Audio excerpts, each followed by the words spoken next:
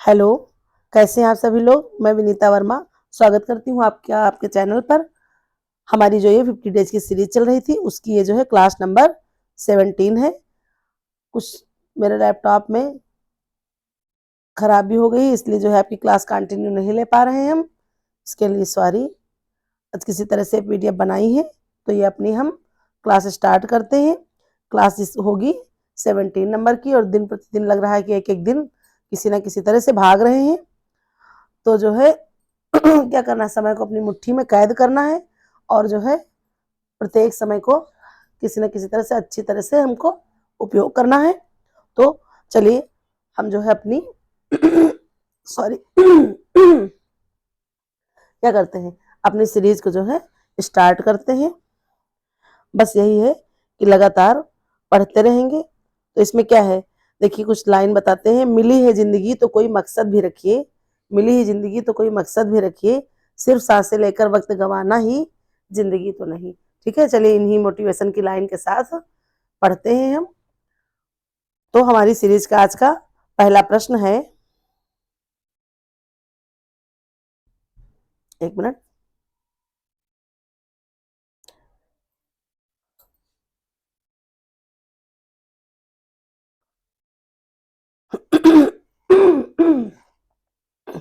पहला प्रश्न है, प्रोटीन को पूर्ण प्रोटीन माना जाता है यदि उसमें कौन कौन से अमीनो एसिड्स मौजूद होंगे। तो सबसे पहले जान लीजिए कि पूर्ण और जो है अपूर्ण प्रोटीन, ये आप जान लीजिए कि पूर्ण प्रोटीन और अपूर्ण प्रोटीन, उसके अलावा आवश्यक और अनावश्यक होते हैं, ये भी जानिए आप लोग, है ना।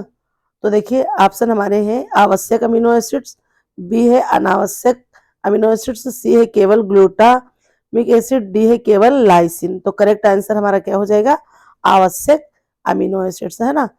आवश्यक अमीनो एसिड्स जब उसमें मौजूद होंगे तभी वह क्या होगा, पूर्ण प्रोटीन माना जाएगा। और आप जानते ही हैं कि हमारी जो प्रोटीन है तो जो है वो कौन कौन से होते हैं, ये जो है इसकी सबसे छोटी इकाई क्या होती है प्रोटीन की, तो सबसे छोटी इकाई होती है अमीनो एसिड्स, है ना। ये जानते हैं आप लोग। एक मिनट। अमीनो एसिड्स होती है सबसे छोटी इकाई और ये होते हैं आवश्यक, और होती है अगली अनावश्यक, है ना, ये भी जानते हैं आप लोग। तो आवश्यक क्या होती है, ये होती है आपकी 10 ये होती हैं और 10 ये होती हैं। खास बात यह है कि जो आवश्यक होते हैं उनका हमारे शरीर में निर्माण नहीं होता है ना, और इनका होता है निर्माण हमारे शरीर में। तो जब नहीं होता है और आवश्यक होते हैं तो इनको हमको क्या करना होगा, इनको हमको बाहर से लेना पड़ता है। ठीक है, और जो इनका शरीर हमारे निर्माण जो है, इनका निर्माण हमारे शरीर में तो हो ही जाता है, इसलिए इनको हमको बाहर से नहीं लेना पड़ता है। तो ये हमारे आवश्यक कौन से हैं, तो ये हमारे हैं, अब इसमें सबका नाम हम ऐसे ही बता दे रहे हैं आपको। हिस्टाडीन, isoleucine, leucine, lysine, phenyl, Lenin, valine, arginine, tryptophan, threonine, methionine, है ना। ये जो है क्या है, ये हमारे आवश्यक में आते हैं। और अनावश्यक में कौन कौन से आते हैं, प्रोलीन, एसिन, एस्पायरिजीन, सिस्टीन, टायरोसिन,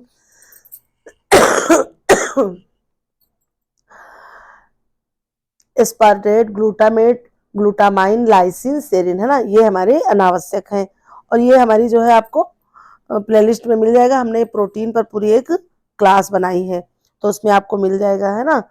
आप उसमें से जो है पूरा पढ़ सकते हैं। और बाकी जानते ही हैं कि प्रोटीन में हमारे क्या पाया जाता है, तो प्रोटीन में हमारे 16% तक की या कह सकते हैं 16 से 18% तक का क्या पाया जाता है, तो नाइट्रोजन पाया जाता है।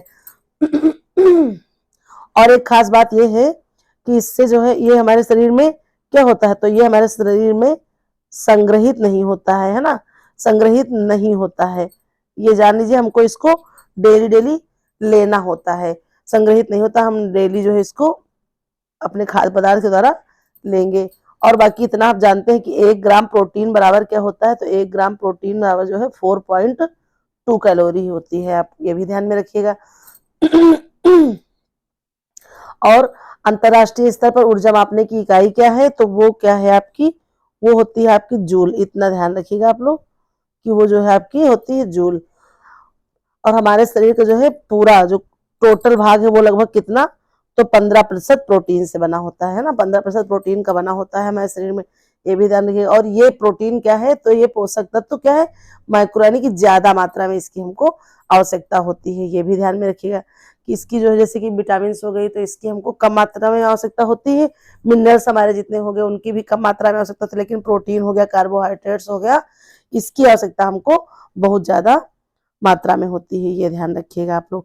और आवश्यक और अनावश्यक इतना ध्यान रखिएगा आप लोग जरूर से जरूर। तो चलिए देख लेते हैं, इस तरह से हमारा आंसर क्या हो जाएगा, ए, है ना, आवश्यक अमीनो एसिड्स जब होगा तब वो पूर्ण प्रोटीन माना जाएगा, है ना, इस तरह से देख लेंगे। फिर देखिए, चलिए नेक्स्ट क्वेश्चन है हमारा, रिफाइंड तेल से उत्पादन में कौन सी प्रक्रिया वसा में उपस्थित अशुद्धियों को हटाने के लिए प्रयोग की जाती है ना। रिफाइंड तेल में जो है उत्पादन में कौन सी प्रक्रिया वसा में उपस्थित अशुद्धियों को हटाने के लिए की जाती है, ये आप देख लीजिएगा। तो ये क्या हो जाएगा हमारा करेक्ट जो है, हमारे ऑप्शन है साबुन बनाना, है ना, बी है डिकार्टेशन, सी है हाइड्रोजनेशन, डी है डिगमिंग। तो करेक्ट आंसर क्या हो जाएगा, डिगमिंग प्रक्रिया, है ना। इसमें क्या होता है, तो इसमें जो है रिफाइंड तेल के उत्पादन में जो है इस प्रक्रिया को जो है वसा में उपस्थित अशुद्धियों को हटाने का कार्य हम करते हैं, ये भी जान लीजिए। उसके अलावा आप जानते ही हैं कि हमारे जो है जो भी हमारी जो है वसा है, वो कुछ वसा जो है हमारी फायदेमंद होती, कुछ जो है हमारी जो वसा है, वसा सबसे ज्यादा आप इतना जान लीजिए कि जैसे प्रोटीन अमीनो एसिड्स में टूटती है, तो वसा हमारी क्या होती है, वसा हमारी लिपिड्स में टूटती है ना, ये ध्यान रखिएगा। उसके अलावा आप जानते ही हैं कि जो है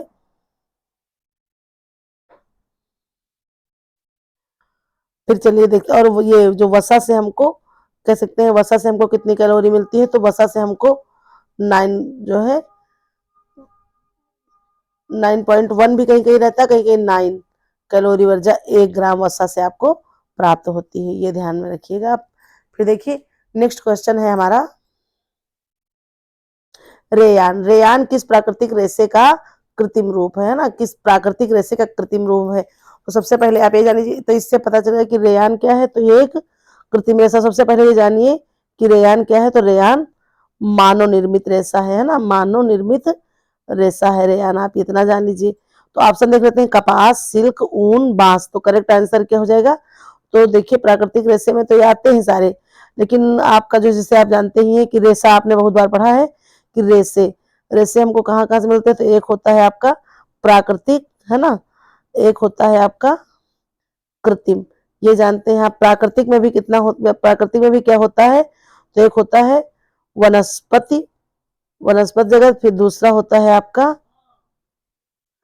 वनस्पति जगत, वनस्पति जगत के अलावा आपका हो जाएगा एक खनिज, और एक हो जाता है आपका प्राणिज जगत, है ना, प्राणिज जगत, ये जानते हैं। तो वनस्पति में भी आपके 3 प्रकार से प्राप्त होता है, वनस्पति में भी आपको कहाँ कहाँ से, तो एक प्राप्त हो जाता है बीज से, एक होता है तने से, और एक होता है पत्तियों से। तो बीज से जो प्राप्त होते हैं वो कौन कौन से होते हैं, कपास और कपोक होता है। खनिज से आपको जो प्राप्त होते हैं वो होते हैं सोना, चांदी, एस्बेस्टस, है ना। और प्राणिज जगत से भी हमको कौन से प्राप्त होते हैं, तो वो प्राप्त होते हैं बाल वाले रेशे, है ना, जैसे एक हो गया ऊन और एक रेशम।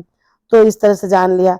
तो जो है ये कपास जो होता है, इसी का जो है ये सेलुलोज होता है कपास में, लगभग लगभग 90%।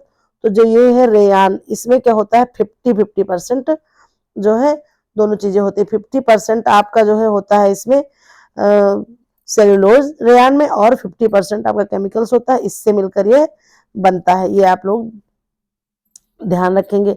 तो जो है रेयान क्या होता है, तो रेयान मानवा मानवा कृत रेशा है, इतना ध्यान रखिएगा कि मानवा कृत रेशा है रेयान, ये ध्यान रखिएगा। और इसकी खोज कब हुई थी, तो इसकी खोज सन 1884 में हुई थी, है ना। रेयान की खोज कब हुई थी, तो 1884 में किसने की थी, तो ये की थी काउंट हिलेरी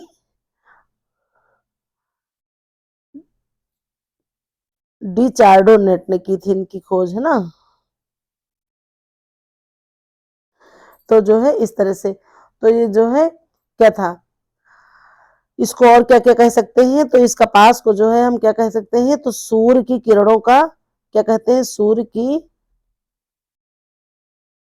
किरणों का परावर्तन, है ना, सूर्य की किरणों का परावर्तन कहते हैं। और इसमें कहते क्यों, क्योंकि जो है इसमें बहुत ज्यादा चमक होती है, और इसका शाब्दिक अर्थ ही यही होता है, सूर्य की किरणों का परावर्तन। और इसको क्या कहते हैं, इसको जो है सेल्यूलोजिक रेसा भी कहते हैं। आप ये ध्यान रखिए कि सेल्यूलोजिक रेसा आप इसको कह सकते हैं, सेल्यूलोजिक रेसा कहते हैं, क्योंकि होता क्या है, इसीलिए जो है इसका आंसर कपास होगा, क्योंकि कपास में भी जो है सेल्यूलोज 90% तक ही पाया जाता है, और इसमें जो है कपास का जो सेल्यूलोज है, सेल्यूलोज रेयान में, जैसे सेल्यूलोज का जैसे हो गया लकड़ी का गूदा हो गया, अन्य और कई चीजें हैं, तो कुल मिलाकर के 50% ये बनता है।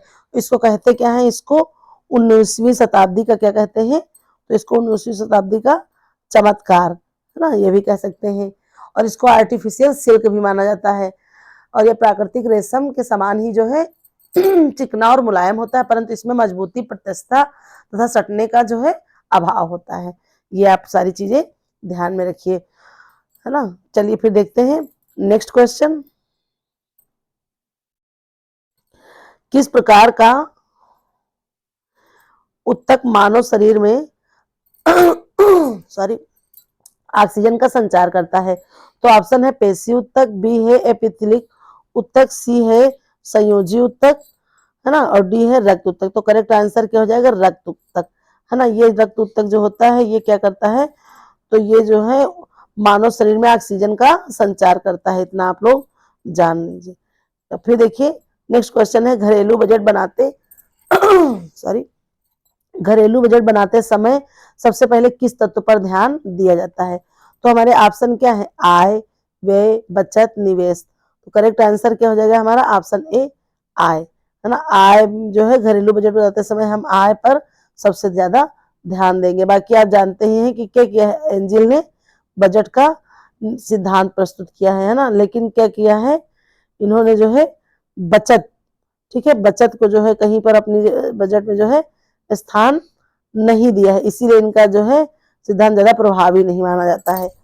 तो इसमें जो है क्या करेंगे, हम आय को सबसे ज्यादा प्रायोरिटी देंगे, सबसे ज्यादा ध्यान देते हैं इस पर। फिर देखिए वे जो है और जो है निवेश, ये सारी चीजें आप जो है अलग अलग तरह से इस टॉपिक को पढ़ लीजिए। फिर देखिए नेक्स्ट क्वेश्चन है हमारा, कपड़ों में ड्रेपिंग गुणवत्ता का मूल्यांकन किस तकनीक से किया जाता है? तो ऑप्शन हमारे हैं क्रिम्पिंग, बी है स्टिफनिंग, सी है हैंगर टेस्ट, डी है डाइंग टेस्ट। तो करेक्ट आंसर क्या हो जाएगा, हैंगर टेस्ट, है ना। इससे जो है कपड़े की ड्रेपिंग गुणवत्ता का मूल्यांकन हम कर सकते हैं। फिर देखिए नेक्स्ट क्वेश्चन है हमारा, सूखा दूध बनाने की प्रक्रिया को क्या कहते हैं? तो ऑप्शन हमारा ए हो जाएगा पाश्चुरीकरण, बी हो जाएगा निर्जलीकरण, सी हो जाएगा फोर्टिफिकेशन, डी हो जाएगा होमोजेनाइजेशन, है ना। तो करेक्ट आंसर हमारा क्या हो जाएगा, ऑप्शन बी निर्जलीकरण, है ना। निर्जलीकरण जो है हमारा करेक्ट आंसर हो जाएगा। और देखिए पाश्चुरीकरण क्या होता है, तो पाश्चुरीकरण की जो है खोज किसने की, तो ये की है लुई पाश्चर ने, ठीक है। और तो इसमें क्या होता है, दूध को जो है जो आप पैकेजिंग करते हैं तो क्या होता है, इसमें जो है 15 सेकेंड के लिए क्या करते हैं, 72 डिग्री सेल्सियस पर तुरंत से हम गर्म करते हैं, फिर जो है इसको सूखा कर लेते हैं। और सूखा दूध बनाने के लिए उसमें से जल की मात्रा को बिल्कुल निकाल दिया जाता है, तो जो है निर्जलीकरण आपका करेक्ट आंसर हो जाएगा।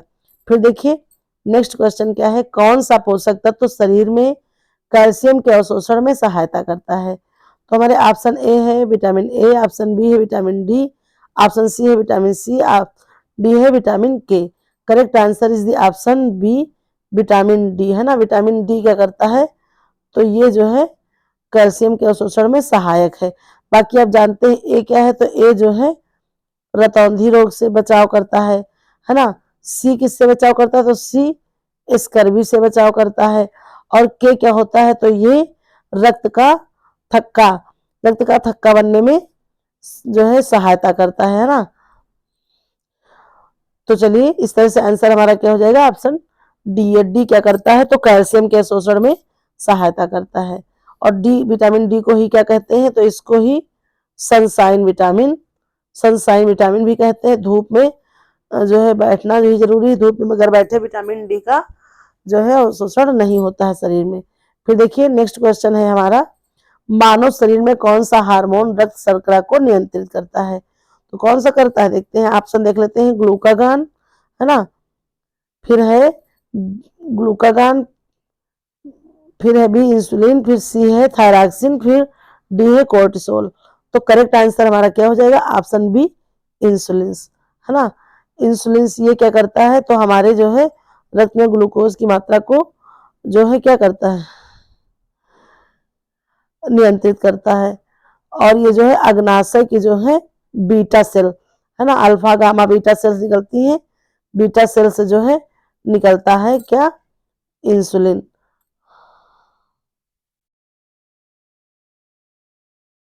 तो ये जो है क्या करता है, ग्लूकोज को नियंत्रित करता है। और जो है मधुमेह रोगियों में जो है इसी जो है हार्मोन्स की कमी हो जाती है, तभी जो है वो मधुमेह से ग्रसित हो जाते हैं। फिर देखिए नेक्स्ट क्वेश्चन है, टेक्सटाइल फाइबर की लंबाई मापने के लिए कौन सी इकाई का प्रयोग किया जाता है। ऑप्शन ए है मीटर, बी है डेनियर, सी है टेस्टर, डी है लूम। तो लूम जो है ये कहिए तो ये एक एक प्रकार का करघा है ना, इसको करघे को कहते हैं। तो आंसर हमारा क्या हो जाएगा, ऑप्शन बी डेनियर। डेनियर में ही जो है हम क्या करते हैं, फाइबर की लंबाई नापते हैं। और सबसे पहले जान लीजिए आप कि जो फिलामेंट होते हैं, है ना, जो फिलामेंट फाइबर होंगे उन्हीं को हम डेनियर में नापते हैं। और जो स्टेपल होंगे, स्टेपल को हम किस में नापते हैं, तो उनको हम इंच में नापते हैं। इतना आप जरूर ध्यान रखिएगा। और जो फिलामेंट होते हैं कौन सा होता है, वो जो है जितने भी कृत्रिम रेशे होते हैं वो सारे क्या होंगे, कृत्रिम रेशे जो है फिलामेंट में आएंगे। और इसमें क्या होता है, तो इसमें प्राकृतिक रेशे जो है, प्राकृतिक रेशा इसमें आता है। रेशम अपवाद है इसका, है ना, रेशम को छोड़ करके। रेशम जो है आपका किस में आ जाता है, तो रेशम फिलामेंट में आता है, रेशम फिलामेंट में आता है प्राकृतिक में। बाकी जो है अन्य सारे जो है किस में आते हैं, तो ये सारे स्टेपल में आते हैं। तो टेक्सटाइल फाइबर की लंबाई मापने के लिए कौन सी इकाई प्रयोग की जाती है, तो डेनियर प्रयोग किया जाता है ना, ये ध्यान रखिएगा। तो जितने भी जो है फाइबर से उनको हम डेनियर में मापते हैं, जो भी सारे फिलामेंट होते हैं। तो चलिए फिर देखते हैं नेक्स्ट क्वेश्चन, गृह विज्ञान का मुख्य उद्देश्य क्या है। ऑप्शन ए है भोजन बनाना, बी है परिवार प्रबंधन, सी है शिक्षा को रोजगार से जोड़ना, डी है घरेलू कला को बढ़ावा देना, बी है परिवार प्रबंधन, है ना। तो करेक्ट आंसर हमारा क्या हो जाएगा, परिवार प्रबंधन, है ना। गृह विज्ञान देखिए सही और भी चीजें हो सकती है, लेकिन सबसे करेक्ट आंसर क्या हो जाएगा कि परिवार प्रबंधन ना। भोजन बनाना तो है ही है, शिक्षा को रोजगार से जोड़ना, घरेलू कला को बढ़ावा देना, लेकिन परिवार प्रबंधन इसमें क्या होता है, तो इसमें इसमें सारी चीजें आ जाती हैं, है ना। भोजन बनाना भी आ जाएगा, शिक्षक जोड़ना भी आ जाएगा, घरेलू कला को बढ़ावा देना भी आ जाएगा। तो इसलिए जो सबसे सटीक आंसर होगा, है ना, सबसे सटीक आंसर क्या हो जाएगा आपका, परिवार प्रबंधन। तो ये ध्यान रखेंगे आप, ये इसका करेक्ट आंसर हो जाएगा, ठीक है, परिवार प्रबंधन।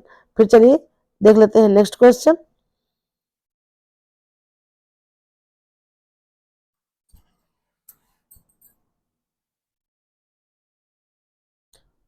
तो देखिए नेक्स्ट हमारा क्वेश्चन है, एक मिनट,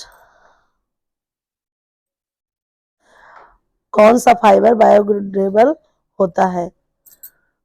तो ऑप्शन हमारे हैं नायलॉन, बी है पॉलिस्टर, सी है जूट, डी है एक्रिलिक।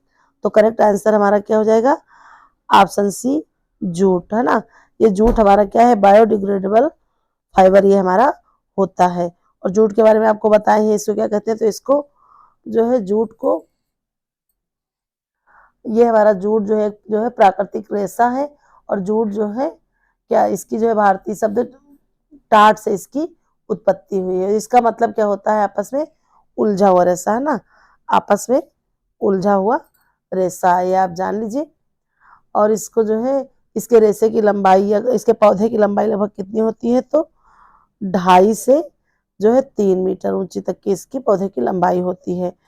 और ये जो नायलॉन होता है, ये आप जानते हैं कि नायलॉन एक रासायनिक, ये जो है कृत्रिम रेशा है। पॉलिस्टर भी कृत्रिम रेशा है, एक्रिलिक भी पूरा जो है कृत्रिम रेशा है। आप जानते हैं जूट जो है आपका जो है बायोडिग्रेडेबल है, एक जो है किसी प्रकार का नुकसान या आपको नहीं पहुंचाता है। तो जो है ये जूट, इससे लेकिन किसी भी प्रकार के वस्त्र नहीं बनाए जाते हैं, इससे और तरह तरह की कई चीजें बनाई जाती हैं, है ना, अन्य चीजें बनाई जाती हैं, लेकिन इससे वस्त्र निर्माण नहीं होता है, इतना आप लोग जानिए। फिर देखिए नेक्स्ट क्वेश्चन क्या है, तो नेक्स्ट क्वेश्चन है गर्भवती महिलाओं के लिए प्रतिदिन कितने माइक्रोग्राम फोलिक एसिड की आवश्यकता होती है। ऑप्शन हमारे ये है 200 माइक्रोन, बी है 400 माइक्रोग्राम, फिर जो है सी है 600 माइक्रोग्राम, डी है 1000 माइक्रोग्राम। तो करेक्ट आंसर क्या हो जाएगा 600 माइक्रोग्राम, है ना, इतनी जो है 600 माइक्रोग्राम प्रत्येक गर्भवती स्त्री को आवश्यकता होती है आयरन की। फिर देखिए नेक्स्ट क्वेश्चन है उपभोक्ता संरक्षण अधिनियम किस वर्ष लागू हुआ। ऑप्शन हमारे हैं 1986, 1922, सॉरी 1992, सन 2000, 2005। तो करेक्ट आंसर क्या हो जाएगा 1986, है ना, 1986 में ही उपभोक्ता संरक्षण अधिनियम लागू हुआ। बाकी आप जानते ही हैं कि जो है ये हमारा 24 दिसंबर को राष्ट्रीय जो है उपभोक्ता दिवस मनाया जाता है ना, और जो है ये 15 मार्च को जो है अंतरराष्ट्रीय उपभोक्ता दिवस मनाया जाता है। ये दो डेट आप याद रखिएगा, 24 दिसंबर राष्ट्रीय उपभोक्ता दिवस और 15 मार्च राष्ट्रीय उपभोक्ता दिवस मनाया जाता है। फिर देखिए नेक्स्ट क्वेश्चन है कपड़ों में स्थायी रंगाई के लिए कौन सा रंग प्रयुक्त होता है। ऑप्शन है direct dye, acid dye, reactive dye, basic dye. तो करेक्ट आंसर क्या हो जाएगा रिएक्टिव डाई, है ना, रिएक्टिव डाई ऑप्शन सी, ये जो है स्थायी रंग के लिए सबसे प्रयुक्त होता है। फिर देखिए नेक्स्ट क्वेश्चन है पाचन तंत्र में प्रोटीन को किस एंजाइम द्वारा पचाया जाता है। ऑप्शन ए है लाइपेज, बी है पेप्सिन, सी है एमाइलेज, डी है ट्रिप्सिन। तो करेक्ट आंसर क्या हो जाएगा ऑप्शन बी पेप्सिन, है ना, पेप्सिन के द्वारा जो है प्रोटीन का पाचन किया जाता है। फिर देखिए नेक्स्ट क्वेश्चन हमारा है फाइबर की अवशोषण क्षमता को मापने के लिए कौन सी परीक्षण किया जाता है। ऑप्शन हमारे हैं विंडो टेस्ट, बी है फ्लेम टेस्ट, सी है वाटर रिटेंशन टेस्ट, डी है alkaline test. Correct answer is the option C water retention test किया जाता है। फिर देखिए नेक्स्ट क्वेश्चन हमारा है गृह विज्ञान में संसाधन का अर्थ क्या है। तो संसाधन का क्या अर्थ है आप सबसे पहले इतना जानिए कि संसाधन हमारे कौन कौन से होते हैं। तो संसाधन एक हमारा हो जाएगा प्राकृतिक, है ना, और एक हो जाता है आपका मानव निर्मित, है ना, मानव निर्मित चाहे इस तरह से कह लीजिए चाहे तो आप ऐसा कह लीजिए कि जो है मानवीय और अमानवीय, ये भी जान लीजिए, है ना, इस तरह से चीजें आप रिलेट करके पढ़ेंगे समझ करके। तो प्राकृतिक या मानवीय में क्या होता है तो जो मनुष्य के अंदर होती है ना मानवीय, और एक है अमानवीय। तो इतना आप जान लीजिए कि मानवीय में क्या होता है तो मानवीय में जैसे मनुष्य का ज्ञान हो गया, गुण हो गया, कौशल हो गया, है ना, और अमानवीय में भी जितनी जो है बाहरी चीजें होती जैसे सड़क हो गया, अस्पताल हो गया,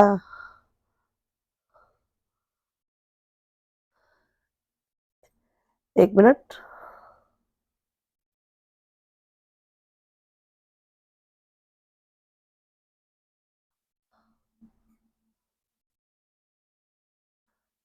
सड़क, अस्पताल, ये सारी चीजें थी तो जो व्यक्ति के अंदर होती है वो मानवीय गुणों के अंतर्गत आती हैं। तो इसलिए हमारे ऑप्शन देख लेते हैं। तो ऑप्शन में क्या है धन, समय, कौशल और ऊर्जा, डी तो है उपयुक्त सभी। तो करेक्ट आंसर क्या हो जाएगा ऑप्शन डी उपयुक्त सभी। हमने अभी आपको बताया है ये ना संसाधन का अर्थ क्या है।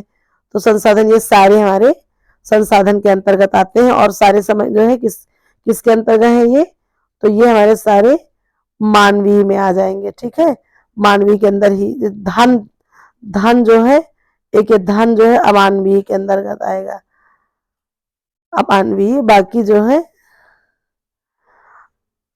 ये धन नहीं होगा, बाकी समय ये जो है सारी चीजें मानवीय में आ जाएंगी। लेकिन वैसे सारी चीजें तो सारा जो है ये संसाधनों के अंतर्गत आता है।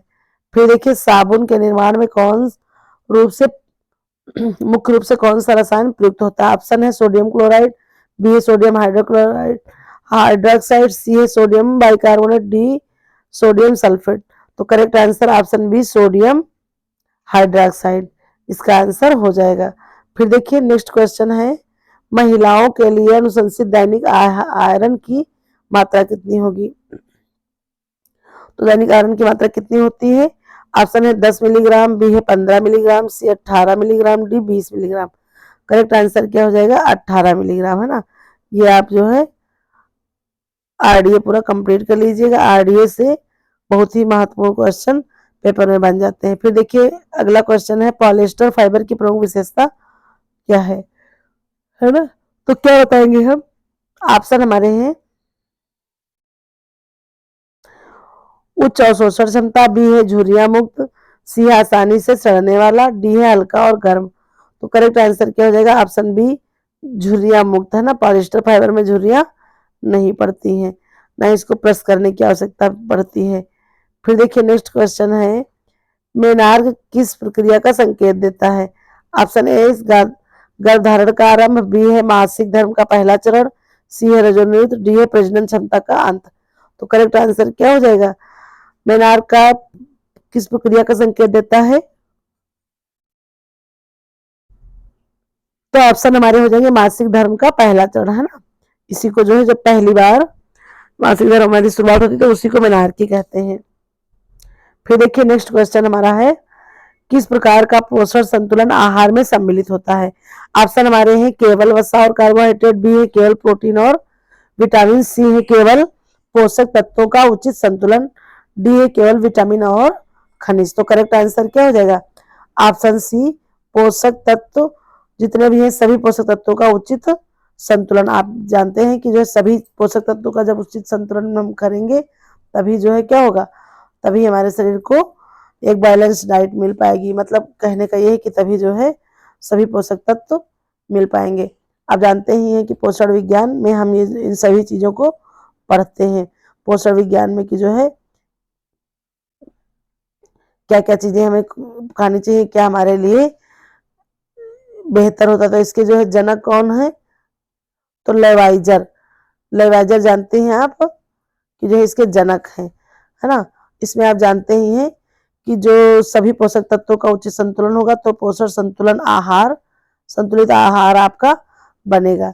इतना आप जान लीजिए। तो इसमें क्या क्या चीजें होती हैं? तो इसमें आप जानते ही हैं कि जो है इसमें क्या बनता है आपका पूरा एक ऐसे ट्रायंगल बनेगा और एक ऐसे करके बनेगा। तो यहाँ पर क्या होता है?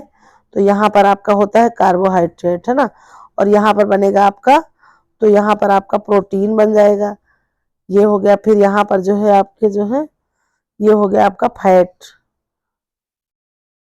फिर ये हो गया आपका बहुत सारी चीजें हैं इसमें। देखिए ये हो गया आपका वाटर। फिर यहाँ पर ये हो गया आपके मिनरल्स, कह सकते हैं खनिज, है ना। और ये हो गया आपका प्रोटीन। इस तरह से ये हमारा क्या हो गया? तो ये हमारा संतुलित आहार बन जाता है। सब चीजें इतनी चीजें आपको जो है जरूर करनी थी। यह जो है पोषण में क्या होता है कि एक प्रक्रिया है जो खाए गए आहार को अवशोषित करती है, रक्त में मिलाती है, रक्त से बाहर निकालती है, और यही क्या कहलाता है? पोषण कहलाता है। और जब हम संतुलित आहार अच्छा ग्रहण करेंगे तभी हमारा पोषण अच्छा हो पाएगा। इतना जो है आप लोग इन सारी चीजों को सुनते चलिएगा, है ना। एक्सप्लेन जो सुन है बहुत ज्यादा आवश्यक है। फिर चलिए देखते हैं नेक्स्ट क्वेश्चन, कपड़ों के स्थायित्व को मापने के लिए कौन सी परीक्षण तकनीक प्रयोग में लाई जाती है? ऑप्शन ए है मर्म टेस्ट, बी है टेंसाइल स्ट्रेंथ टेस्ट, सी है पिलिंग टेस्ट, डी है क्रीज रिकवरी टेस्ट। तो करेक्ट आंसर क्या होगा? Option B tensile strength test जो होता है ये कपड़ों की जो है क्या करता है? स्थायित्व को मापने की नई प्रयोग विधि है। फिर देख लेते हैं अगला क्वेश्चन है, किस आयु वर्ग में ऊर्जा की अधिकतम आवश्यकता होती है? तो ऑप्शन है बचपन, बी किशोरावस्था, सी वयस्कावस्था, डी है वृद्धावस्था। तो करेक्ट आंसर क्या होगा? ऑप्शन बी किशोरावस्था। इसी में क्या होता है? बच्चे जो है अपनी पूरी बाढ़ पर रहते हैं, लंबाई प्राप्त करते हैं, शारीरिक मानसिक, है ना, आर्थिक सामाजिक संवेगात्मक सब प्रकार से बढ़ रहे थे, तो उनको जो है ऊर्जा की सबसे ज्यादा आवश्यकता होती है। और जो ये किशोरावस्था होती है तो ये 12 से 18 वर्ष होती है, आप जानते ही हैं। बचपनावस्था क्या होता है, 6 से 12 वर्ष होता है। वयस्क क्या होता है, 18 से फिर जो फिर 21 से 35 तक की आपकी होती है वृद्धावस्था। फिर 35 के बाद आगे आपकी मृत्यु तक की वृद्धावस्था चलती रहती है। फिर देखिए नेक्स्ट क्वेश्चन हम देख लेते हैं, कपड़ों में ब्लेंडेड फाइबर का मतलब क्या है। ऑप्शन है 2 या 2 से अधिक फाइबर, प्राकृतिक फाइबर का मिश्रण, बी है प्राकृतिक और कृत्रिम फाइबर का मिश्रण, सी है केवल कृत्रिम फाइबर का मिश्रण, डी है केवल ऊन और सिल्क का मिश्रण। तो करेक्ट क्या हो जाएगा, ऑप्शन बी प्राकृतिक और कृत्रिम फाइबर, है ना। इन्हीं को जो है प्राकृतिक और कृत्रिम फाइबर, जैसे मान लीजिए कार्ड्स ऊल में क्या होता है, तो जो कार्ड्स ऊल के कपड़े बनते हैं वो कैसे बनते हैं, तो उसमें जो है क्या मिलाते हैं, कॉटन प्लस ऊल, ये मिला करके जो है कार्ड्स ऊल का कपड़ा बनता है ना। तो प्राकृतिक तो प्राकृतिक है, प्राकृतिक और कृत्रिम मिलाया जाता है, तो उसमें जो है ब्लेंडेड फाइबर ये कहलाता है। फिर देखिए नेक्स्ट क्वेश्चन है, पानी की कठोरता को कम करने के लिए किस विधि का उपयोग किया जाता है ना, ये देख लेते हैं। तो इसमें हमारे ऑप्शन क्या हो जाएंगे, ऑप्शन ए है क्लोरीनिंग, फिर बी है डिस्टाइलेशन, सी है आयरन एक्सचेंज, डी है पाश्चुरीकरण। तो करेक्ट आंसर क्या हो जाएगा, ऑप्शन सी आयन एक्सचेंज, है ना। इससे जो है पानी की अशुद्धता को दूर किया जाता है। नेक्स्ट क्वेश्चन है, गृह विज्ञान में कार्य क्षमता का निर्धारण किन कारकों से होता है ना, ये देख लेते हैं प्रश्न। गृह विज्ञान में कार्य क्षमता का निर्धारण किन कारकों से होता है ना। ऑप्शन हमारे हैं के शारीरिक ऊर्जा और मानसिक संतुलन, बी है केवल समय प्रबंधन, सी है केवल पोषण स्तर, डी है केवल आराम की स्थिति। तो करेक्ट आंसर क्या हो जाएगा, ऑप्शन ए शारीरिक ऊर्जा और मानसिक संतुलन, ये जो है हमारी कार्य क्षमता को निर्धारण कर जो है में सबसे ज्यादा अहम भूमिका निभाता है। नेक्स्ट क्वेश्चन है, रंगाई प्रक्रिया में फिक्सेटिव का क्या अर्थ है, फिक्सेटिव का क्या अर्थ है रंगाई प्रक्रिया में। तो ऑप्शन हमारे हैं रंग को स्थिर करना, बी है रंग को हटाना, सी है कपड़ों को चमकदार बनाना, डी है कपड़ों की मजबूती बढ़ाना। तो करेक्ट आंसर क्या हो जाएगा, ऑप्शन ए रंग की स्थिरता को। वैसे ही सबसे पहली बात, आप दोनों वर्जन देख लिया करिए, इंग्लिश वर्जन सही माना जाता है, अगर कहीं पर कुछ अपवाद होता है तो इंग्लिश वर्जन सही माना जाता है ना। फिर देखिए आज आज की सीरीज का आखिरी प्रश्न, क्वेश्चन नंबर 30, बाल पोषण में मिड डे मील योजना का मुख्य उद्देश्य क्या है। जो स्कूलों में चलाई जा रही मिड डे मील योजना, उसका मुख्य उद्देश्य क्या है। ऑप्शन ए है बच्चों को शिक्षित करना, बी है स्कूलों में उपस्थिति बढ़ाना, सी है बच्चों में कुपोषण को कम करना, डी है स्वास्थ्य परीक्षण करना। तो करेक्ट आंसर क्या हो जाएगा, ऑप्शन सी बच्चों में कुपोषण को कम करना, है ना। इसीलिए जो है मिड डे मील चलाई जा रही योजना सरकार के द्वारा। सबसे पहले इसको तमिलनाडु राज्य ने लागू किया था, ये भी ध्यान में रखिएगा आप लोग। फिर धीरे धीरे ये भारत के अन्य राज्यों में लागू की गई। फिर तो चलिए इसी के साथ जो है अपनी क्लास और करते हैं और मिलते हैं फिर नेक्स्ट वीडियो में। तब तक के लिए थैंक यू फॉर वॉचिंग।